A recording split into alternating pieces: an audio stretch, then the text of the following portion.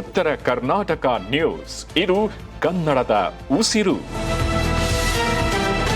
KMF ಹೆಮ್ಮೆಯ brand Nandini strawberry flavour ಹಾಲು ಕೃತಕ ಮತ್ತು ನಕಲಿ ಎಂದು ಇನ್ಸ್ಟಾಗ್ರಾಮ್ ರೀಲ್ಸ್ ಮಾಡಿ ಸಾರ್ವಜನಿಕರಲ್ಲಿ ಆತಂಕ ಮೂಡಿಸಿದ ಬೆಂಗಳೂರಿನ ವೈದ್ಯೆ ಡಾಕ್ಟರ್ ಶರಣ್ಯ ಪದ್ಮ ಅವರಿಗೆ ಹೈಕೋರ್ಟ್ ತೀವ್ರ ತರಾಟೆಗೆ ತೆಗೆದುಕೊಂಡಿದೆ. ತಮ್ಮ ವಿರುದ್ಧ ಮಲ್ಲೇಶ್ವರಂ ಪೊಲೀಸ್ ಠಾಣೆಯಲ್ಲಿ ದಾಖಲಾಗಿರುವ ಎಫ್ಐಆರ್ ತನಿಖೆಗೆ ತಡೆ ನೀಡಬೇಕೆಂದು ಕೋರಿ ವೈದ್ಯ ಸಲ್ಲಿಸಿದ ಅರ್ಜಿಯನ್ನು ನ್ಯಾಯಾಲಯ ತಿರಸ್ಕರಿಸಿದೆ ಎಂದು ಡೆಕ್ಕನ್ ಹೆರಾಲ್ಡ್ ವರದಿ ಮಾಡಿದೆ. ಸೋಮವಾರ ಪ್ರಕರಣದ ವಿಚಾರಣೆ ನಡೆಸಿದ ನ್ಯಾಯಮೂರ್ತಿ ಎಂ ನಾಗಪ್ರಸನ್ನ ಅವರಿದ್ದ ಏಕಸದಸ್ಯ ಪೀಠವು ವೈದ್ಯ ಪರ ವಕೀಲರಿಗೆ ಪ್ರಶ್ನೆಗಳನ್ನು ಹಾಕಿದೆ. ಹಾಲು ನಕಲಿ ಸ್ಟ್ರಾಬೆರಿ ಫ್ಲೇವರ್ ಒಳ್ಳೆಯದಲ್ಲ ಎಂದು ಈ ರೀತಿ ಸಾರ್ವಜನಿಕರಲ್ಲಿ ಅನಗತ್ಯವಾಗಿ ಆತಂಕ ಸೃಷ್ಟಿಸಲು ಸಾಧ್ಯವಿಲ್ಲ. ನಿಮಗೆ ಇಷ್ಟವಿಲ್ಲದಿದ್ದರೆ ಕುಡಿಯಬೇಡಿ, ಅದನ್ನು ಬಿಟ್ಟು ಇಂತಹ ಹೇಳಿಕೆಗಳನ್ನು ನೀಡುವ ಅಗತ್ಯವೇನಿತ್ತು? ನಿಮಗೇನಾದರೂ ಹಾಲಿನ ಗುಣಮಟ್ಟ ಪರೀಕ್ಷಿಸಲು ಸರ್ಕಾರ ಜವಾಬ್ದಾರಿ ನೀಡಿತ್ತೆ. ಸುಮ್ಮನೆ ಸಣ್ಣ ವಿಷಯಗಳಿಗೂ ಕೂಡ ಇಂತಹ ಹೇಳಿಕೆ ನೀಡಿ ಸಮಾಜದಲ್ಲಿ ಗೊಂದಲ ಸೃಷ್ಟಿಸಬೇಡಿ. ಇನ್ಸ್ಟಾಗ್ರಾಮ್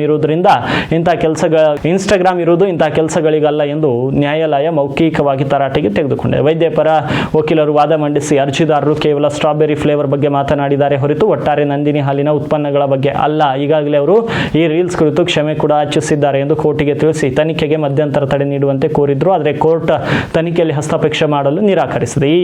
ಈ ರೀಲ್ಸ್ ಸಾಮಾಜಿಕ ಜಾಲತಾಣಗಳಲ್ಲಿ ಭಾರಿ ವೈರಲ್ ಆಗ್ತಿದ್ದಂತೆ ಎಚ್ಚೆತ್ತುಕೊಂಡಂತ ಕೆಎಂಎಫ್ ನಿರ್ದೇಶಕ ಆರ್ ಪದ್ಮಾವತಿ ಮಲ್ಲೇಶ್ವರಂ ಪೊಲೀಸ್ ಠಾಣೆಗೆ ದೂರು ನೀಡಿದ್ರು. ಈ ದೂರಿನ ಅನ್ವಯ ಪೊಲೀಸರು ಭಾರತೀಯ ನ್ಯಾಯ ಸಂಹಿತೆ 353(1)(b) ಅಡಿಯಲ್ಲಿ ಸಾರ್ವಜನಿಕರಲ್ಲಿ ಸುಳ್ಳು ಸುದ್ದಿ ಹರಡಿಸಿ ದಾರಿ ತಪ್ಪಿಸಿದ ಆರೋಪದ ಮೇಲೆ ಎಫ್ಐಆರ್ ದಾಖಲಿಸಿದರು.